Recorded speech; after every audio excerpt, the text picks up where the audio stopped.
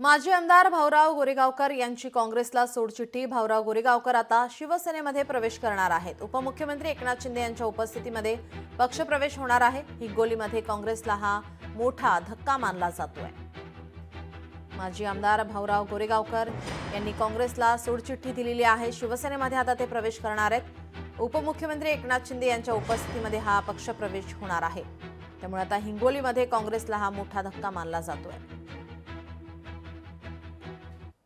काय प्रवेश करण्याचं काम केले। माझ्या निवडणुकीला 4 वर्ष बाकी आहे, मला त्याची काही फिकीर नाही। माझे कार्यकर्ते त्या ठिकाणी न्याय मिळाला पाहिजे आणि आता पंचायत समित्या, जिल्हा परिषद, नगरपंचायती, नगरपालिका आणि या ठिकाणी जर माझ्या कार्यकर्त्याला त्या ठिकाणी तिकीटच मिळत नसतील, कार्यकर्ताच जर संपत असेल आणि कार्यकर्ता संपला म्हणजे काँग्रेस संपली म्हणजे मी संपलो असं होतं। कुठेतरी कार्यकर्ता जीवन राहायला पाहिजे आणि याच्यासाठी हा निर्णय घेतला। आणि आता हेच कार्यकर्ते त्या ठिकाणी दाखवून देतील की येणाऱ्या जिल्हा परिषदेवर भगवा फडकवल्याशिवाय राहणार नाही, येणाऱ्या नगर परिषदेवर हे भगवा फडकवल्याशिवाय राहणार नाही।